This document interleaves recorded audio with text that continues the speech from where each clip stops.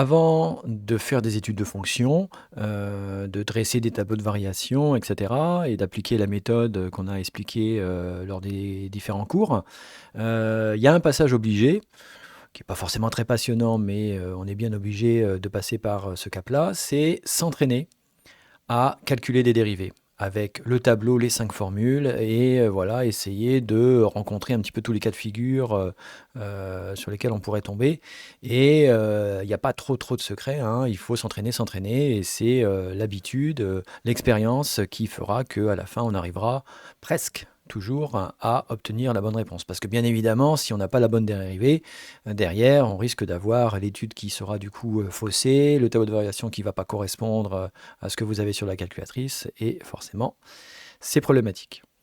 Donc on a une vingtaine de fonctions à dériver. On va les prendre au fur et à mesure, les unes après les autres, et elles sont plus ou moins de difficulté croissante. Il n'y a pas forcément qu'une seule manière de dériver les fonctions. On verra qu'à deux, trois occasions, il y a une, deux, voire trois façons de faire le calcul de la fonction dérivée. On démarre avec la première fonction, f1. Et donc, f1, c'est tout simplement donc 150x. Bon, bah ici, il n'y a aucun problème. C'est la deuxième ligne du tableau. C'est quoi la dérivée de ax? A, vous gardez juste le coefficient. Donc, la dérivée de 150x, c'est 150. La dérivée de f2. Ici, c'est une fonction affine, qui d'ailleurs n'est pas forcément mise dans le bon sens. Normalement, on aurait dû mettre moins 3x plus 5. Là, ici, elle est présentée sous une forme différente, mais bon, ça ne change pas grand-chose, puisque ici, je vais prendre les termes les uns après les autres. La dérivée de 5, c'est 0, moins la dérivée de 3x, qui est 3. Vous gardez juste le chiffre, et donc du coup, ça fait moins 3, tout simplement. F3. F3, on a tout un polynôme qui va jusqu'à du quatrième degré. Donc, on va prendre, là encore une fois, hein, x4, x3, x2, x et 1. Tous ces termes, on va les prendre un par un et on va les dériver au fur et à mesure. Le premier, c'est x puissance 4. On a vu qu'on a une formule générique qui nous permet d'avoir la dérivée de n'importe quelle puissance. En fait, on va mettre le 4 devant et on descend d'un cran la puissance. Et du coup, on va avoir 4x au cube. Plus, même formule pour le x puissance 3, on va mettre le 3 devant la puissance et on descend d'un cran la puissance. C'est finalement la même formule, c'est-à-dire que le 2 du x carré va passer devant et je vais passer de la puissance 2 à la puissance 1. Alors la puissance 1, en général, on ne la met pas, et de toute façon, c'est une formule qui est dans le tableau, la dérivée de x carré, c'est 2x. La dérivée de x, alors sous-entendu, 1x, donc on va avoir 1 pour dériver, et la dérivée de 1, ça fait 0. D'ailleurs, on aurait très bien pu ne pas mettre le plus 0, hein, ça ne sert pas à grand-chose, et donc voilà notre dérivée. On ne peut pas faire grand-chose de plus. Le calcul s'arrête à ce niveau-là. On va ensuite dériver 3x carré moins 5x plus 7. Ça, c'est une fonction carrée qu'on a eu l'occasion d'étudier en long, en large et en travers. Alors, on va d'abord prendre le 3x carré. Donc, le 3 est un coefficient, donc je n'y touche pas. Et je dérive x carré. Donc, on va avoir la dérivée de x carré, c'est 2x. Et là, c'est 3x carré, donc ça fera 3 fois 2x. La dérivée de moins 5x, c'est moins 5. On ne garde que le chiffre. Et la dérivée de 7, c'est 0. Là encore, quand c'est 0, on n'est pas obligé de le mettre. Qu'est-ce que je peux quand même effectuer comme petit calcul? Effectuer le 3 fois 2. 3 fois 2, ça fait 6. Et du coup, ma dérivée est 6x moins 5. Pour f5, pas de difficulté particulière non plus. Mon premier terme donc est moins 8x cube. Le moins 8, je le laisse où il est, hein, c'est un coefficient multiplicateur, donc on ne le bouge pas, et multiplié par la dérivée de x cube. Et la dérivée de x cube, on l'a fait précédemment, c'est 3x2. Moins 10x carré, eh bien le moins 10, je n'y touche pas, le coefficient je le laisse où il est, et je donne ici la dérivée de x au carré, c'est 2x. Et la dérivée de plus 5x est plus 5. Qu'est-ce que je peux faire comme calcul supplémentaire? Effectuer le moins 8 fois 3. Donc ça fait 8 fois 3, 24, avec un moins. X au carré, moins 10 fois 2, ça fait 20. X plus 5. Là encore, je ne peux pas faire grand-chose de plus. On voit que à chaque fois qu'on fait la dérivée d'un polynôme, on descend d'un degré, c'est-à-dire que la dérivée d'une fonction cubique sera une fonction carrée, la dérivée d'une fonction carrée, ça sera une fonction affine de puissance 1, etc. Puisque tous les termes, en fait, descendent d'une puissance. Passons maintenant à F6. Alors, je vais la recopier parce que là, vous allez voir, il y a plusieurs manières de le faire. X moins 1 fois x plus 4. Alors, évidemment, si on jette un œil sur les différentes formules et les règles, notamment, qu'on a vues en cours, là, il y a une règle qui nous tend un petit peu les bras, c'est U fois V. Là, on a fonction fois fonction, c'est-à-dire que U, c'est la parenthèse x moins 1, et V, c'est la parenthèse x plus 4. Et donc, on va appliquer la règle U fois V, qui est la règle numéro 3. Je vous rappelle la méthodologie qu'on va appliquer. On va noter sur le côté qui est U, qui est V, et du coup, combien vaut U', combien vaut V', c'est-à-dire la dérivée individuellement de chaque terme. Donc U, on a dit que c'était la première parenthèse, donc c'est x moins 1. Et V, la deuxième parenthèse, c'est-à-dire x plus 4. Quelle est la dérivée de x moins 1? Alors x, sous-entendu, c'est 1x, donc c'est 1. Moins 1 qui fait 0. Même chose pour V. V', la dérivée de x, sous-entendu 1x, ben c'est toujours 1, plus 4 qui fait 0. Là, vous voyez, j'ai bien détaillé qui est U, qui est V, combien vaut U' et V'. Donc maintenant, je vais pouvoir appliquer la formule. Alors déjà, la première chose à faire, c'est de recopier la formule du cours, qui dit qu'on va, pour dériver U fois V, faire U' fois V plus U fois V'. Ensuite, je vais reprendre chaque terme et remplacer U, V, U', V' parce qu'ils valent, en mettant entre parenthèses chacun des termes. On verra par la suite si c'était utile ou pas. U', c'est 1. Donc je mets 1, mais entre parenthèses. Fois V, qui était égal à x plus 4, plus le U, qui est égal à x moins 1, et que je vais donc multiplier par V', qui est égal à 1. Donc là, on voit que on a une première parenthèse, ici, à développer, mais finalement, le développement va pas être très intéressant, parce que là, ma parenthèse x plus 4, je la multiplie par 1. Faire fois 1, ça ne sert pas à grand-chose. En fait, les fois 1, je peux les enlever. Et ici, comme je n'ai pas de signe moins, je peux enlever les parenthèses et dire que ici on trouve x plus 4. De même que ici, est-ce que je peux enlever les parenthèses, en ayant chanté le fois 1 parce que ça ne sert à rien? Oui, parce qu'il y a un plus devant la parenthèse, donc quand il y a un plus devant la parenthèse, on peut donc enlever les parenthèses du x moins 1. Et ensuite, je dis que x plus x, ça fait 2x, et que 4 moins 1, ça fait 3, plus 3. Et j'ai ma dérivée qui est ainsi calculée. Mais il y avait une alternative. C'est-à-dire qu'on n'est pas obligé de faire U fois V, car on aurait pu éventuellement faire une petite opération avant de dériver, c'est-à-dire que ici, j'aurais très bien pu développer ma fonction et appliquer la distributivité. C'est-à-dire en faisant donc x fois x, puis x fois 4, moins 1 fois x, et moins 1 fois 4. Donc ici, on va distribuer donc les différentes parenthèses. Donc x fois x, ça fait x au carré. X fois 4, ça fait plus 4x. Moins 1 fois x, ça fait moins 1x. Et moins 1 fois plus 4, moins par plus, ça fait moins. Et 1 fois 4, ça fait 4. Je peux quand même simplifier en effectuant le 4x moins 1x, qui fait donc plus 3x. Et ce n'est à ce moment-là que je calcule ma dérivée. La dérivée de x carré, c'est 2x. La dérivée de plus 3x, c'est plus 3. Et la dérivée de moins 4, c'est 0.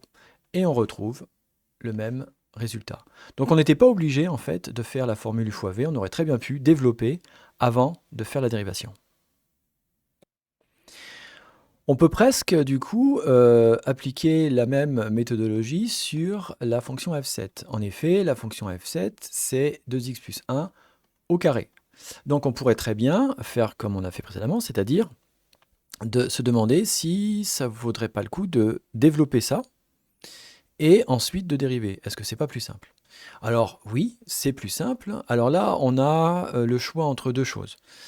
Soit on applique une identité remarquable, puisque là on est dans le a plus b au carré.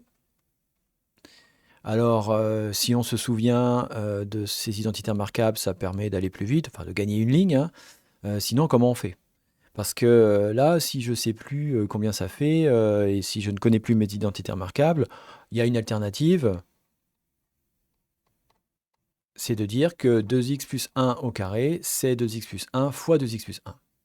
Et on fait les flèches de la distributivité pour développer mon expression.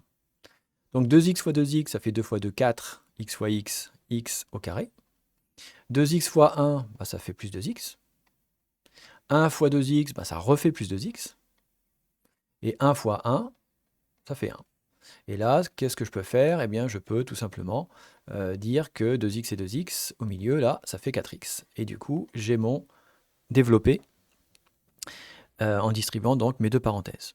Alors, si on a un peu de mémoire, ou si on va fouiller un peu sur Internet, ou ses bouquins, ou ses notes, on peut se rappeler, on a le droit, que le développement de a plus b au carré, c'est a carré plus 2ab plus b carré. En fait, le carré d'une somme, c'est le carré du premier terme, le carré du deuxième terme, et au milieu, je mets ce qu'on appelle le double produit, c'est-à-dire je fais la multiplication entre les deux termes, et je prends le double. A, c'est 2x, donc déjà, je vais mettre 2x au carré, ça fait 4x au carré. Le b carré, c'est le carré de 1, ça fait 1. Et 2ab, c'est quoi? Eh ben, je fais 2x fois 1, ça fait 2x, et je prends le double, et ça fait 4x, et en fait, on avait le résultat directement. Et ensuite, je vais dériver ma fonction, en disant que 4x carré, la dérivée, ça sera 4 fois la dérivée de x carré, c'est-à-dire 2x. La dérivée de 4x, ben, c'est 4, tout simplement. Et la dérivée de 1, c'est 0. Et du coup, on se retrouve avec 4 fois 2, 8x plus 4. Alors, on peut faire ça, mais il y a une alternative. L'alternative, c'est je ne vais pas forcément développer ma fonction et ensuite faire la dérivée. Je vais dériver directement et je vais essayer de voir quelles règles je peux appliquer. Donc je reviens un petit peu en arrière et on va essayer de trouver quelles règles on va appliquer ici. Qu'est-ce que je dois dériver? Un carré, mais pas x carré, 2x plus 1 au carré. En fait, on a fonction dans fonction. C'est le carré d'une fonction affine. Et donc ici, on voit qu'on est dans U dans V, c'est-à-dire fonction composée. Donc c'est la règle 5, celle qui est la plus compliquée, qu'on peut appliquer. Ici, on va partir du principe que U, en fait, le calcul préliminaire qu'il faut que je fasse, c'est 2x plus 1. Et donc, c'est le calcul que je dois faire avant de mettre le chiffre au carré. Hein, si vous remplacez x par 10, on fait d'abord 2 fois 10, 20, plus 1, 21, et ensuite on met le résultat au carré. Alors, si je reprends la méthodologie que j'avais expliquée en cours, je sais que je dois dériver un carré. Et je sais que la dérivée de x au carré, c'est 2x. Oui, mais du coup, c'est quoi la dérivée d'une fonction au carré? Eh bien, la dérivée d'une fonction au carré, ça sera 2u. Donc, si x carré donne 2x, u carré donne 2u. Fois u'. À chaque fois, il y a un fois u', c'est-à-dire la dérivée de la fonction qui vient se rajouter. Et donc, appliqué à mon exemple, 2x plus 1 au carré va donner quoi? J'ai plus qu'à remplacer, donc c'est le double de 2x plus 1. Mais il ne faut pas s'arrêter là, il faut multiplier par u'. Et évidemment, si u est égal à 2x plus 1, u' est égal à 2. La dérivée de 2x, c'est 2, la dérivée de 1, c'est 0. Donc, il ne faut pas oublier de faire un fois 2. Et là, qu'est-ce que je peux faire? Je peux mettre le 2 plutôt devant et le mettre avec l'autre 2. Et 2 fois 2, ça fait 4. Et donc, ça fait 4 fois 2x plus 1, et éventuellement je peux développer. Hein, et développer en faisant la distributivité comme d'habitude. Et 4 fois 2x, ça fait 8x. 4 fois 1, ça fait 4. Et donc, on retrouve bien la même dérivée que précédemment. Donc là, il y avait 2, voire 3 alternatives. Développer, soit en distribuant, soit en se rappelant éventuellement de l'identité remarquable, ou alors passer par la règle 5, qui est plus courte, mais plus compliquée à mettre en place. Passons maintenant à F8. F8 ne va pas nous poser plus de difficultés que ça. On a deux termes donc qu'on ajoute, donc on va dériver chaque terme l'un après l'autre. Donc le premier terme c'est 1. La dérivée de 1, c'est 0. Plus 8 sur x. Alors comment on va faire? Alors ici, aucune utilité de faire le u sur v en disant que c'est fonction sur fonction. Non, non, 8 est un coefficient. Il faut avoir bien en tête que 8 sur x, ça revient à avoir 8 fois 1 sur x. Donc c'est-à-dire que c'est 8 fois la fonction inverse. Donc comme c'est un coefficient, le 8, on n'y touche pas. Plus 8. Et je vais multiplier par la dérivée de la fonction inverse. Et la dérivée de la fonction inverse, c'est donné dans le tableau, c'est moins 1 sur x carré. Est-ce que je laisse comme ça? Non, le 8, je vais l'intégrer dans la fraction et je vais faire le moins, et 8 fois 1, 8, et le 8 va passer au-dessus de la fraction. Et donc, on obtient moins 8 sur x au carré. Pour la suivante, deux possibilités. Pour F9, c'est assez tentant de dire ma fonction a quelle forme? Eh bien, c'est une fraction. Et donc, on a une fraction 2 sur x moins 4, c'est-à-dire une fonction constante divisée par une fonction affine. C'est-à-dire que là, on serait bien partant pour faire la formule u sur v. Si vous voulez. Quand je dis si vous voulez, c'est que vous avez bien compris, il y a peut-être une alternative qu'on verra après. Alors, on détaille bien qui est u, qui est v, et du coup, combien vaut u', combien vaut v'. Toujours faire le détail de mes termes que je vais ensuite remplacer dans la formule. U, c'est le dessus, le numérateur, c'est le bon terme. C'est 2. Et v, c'est le dessous, x moins 4. Alors, il va falloir que j'ai les dérivées de chacun de ces deux termes. Donc, la dérivée de u, u', la dérivée de 2, c'est 0. Et la dérivée de x moins 4, x, c'est sous-entendu 1x, donc la dérivée de 1x, c'est 1. Et moins 4, ça fait 0. Donc, voilà le détail de mes u', v', etc. Donc, je vais recopier la formule quand même. À chaque fois, il faut faire cet effort-là, puisque je sais que la dérivée de u sur v, c'est u' fois v moins u fois v', le tout sur v au carré. Comme d'habitude, je respecte les consignes que j'ai données en cours. On va remplacer u, v, u' et v' par ce qu'ils valent, mais en mettant chaque terme bien entre parenthèses, pour éviter les soucis. U', ça fait 0. Fois v, x moins 4. Avec un peu de recul, ça valait même pas le coup d'écrire ce terme-là, puisque ce terme-là va faire 0. En fait, il va être éliminé. Moins u, qui vaut 2, fois v' qui vaut 1. Le tout sur v, c'est-à-dire x moins 4, le tout au carré.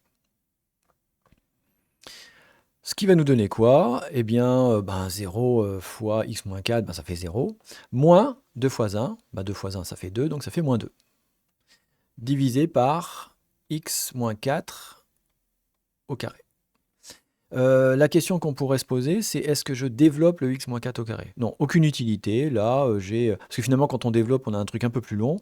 Donc là, non, je suis suffisamment développé. J'ai pas besoin de faire d'opérations supplémentaires. Je vais rester avec mon expression en moins 2 sur x-4 au carré. Le fait que ici, en fait, le u' vale 0 et qu'il y ait une partie de la fonction, quand je la dérive, qui s'élimine, nous incite à penser qu'il y avait peut-être plus simple.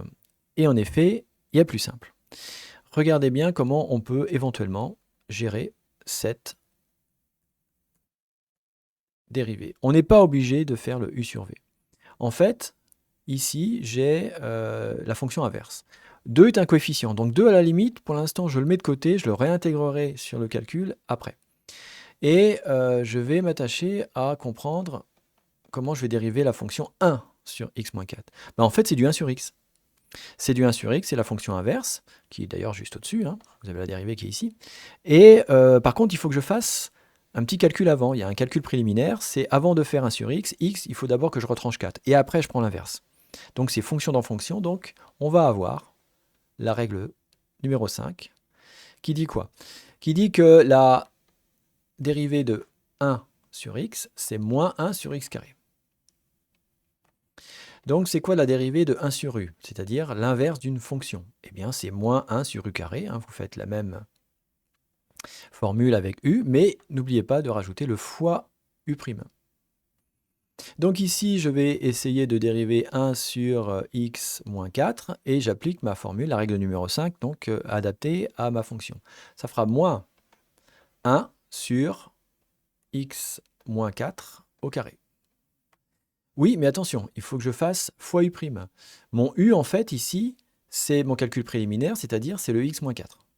Oui, mais si u, c'est x moins 4, la dérivée de x moins 4, c'est 1. D'ailleurs, on l'a fait tout à l'heure. Donc ici, j'ai un fois 1 qui se rajoute. J'ai dit en cours qu'il ne fallait pas oublier le u'. Parce qu'à chaque fois, c'est souvent ça qui se passe, on oublie le u'. Sauf qu'ici, on pouvait, entre guillemets, presque se permettre d'oublier le u', parce qu'en fait, le u' c'est 1, et quand on fait fois 1, eh bien, ça ne change pas le résultat de, de ma dérivée. Donc, du coup, le fois 1, en fait, je peux l'éliminer. Alors, attention, ici, en fait, ce qui se passe, c'est que ma fonction, c'est pas 1 sur x moins 4, c'est, en fait, 2 sur x moins 4. Donc il y a un facteur 2, mais le facteur 2, qu'est-ce qui se passe? Je le remets au même endroit, c'est-à-dire que en fait, ici, je ne vais pas avoir un 1, il va falloir que je multiplie mon résultat par 2, et 2 fois 1, ça fait 2. Et vous retrouvez la même dérivée que précédemment. Même remarque, faire u sur v, c'est plus long, mais c'est plus facile à mettre en place. La règle 5, c'est plus court, mais c'est plus compliqué à mettre en place. Bon, choisissez votre camp. Finissons la première série, la première volée de fonctions à dériver avec la fonction f10. Là, on peut y aller direct, hein, il n'y a aucun souci. Le premier terme, c'est 8 log de x, 8 fois ln de x. Donc le 8, c'est un coefficient, je n'y touche pas, fois, et je dérive la fonction lnx qui est égale à 1 sur x. La dérivée de 3x plus 3x, ça sera plus 3. Et ici, éventuellement, je peux effectuer le 8 fois 1 sur x. Le 8 fois 1, ça fait 8, donc ça fera 8 sur x, plus 3. Et on s'arrête là, hein. On pourrait éventuellement se poser la question de mettre tout ça au même dénominateur. Pas trop d'intérêt, hein. Vous laissez cette dérivée sous cette forme-là. On va maintenant commencer une deuxième série de fonctions à dériver, et là, ça va être un petit peu plus dur.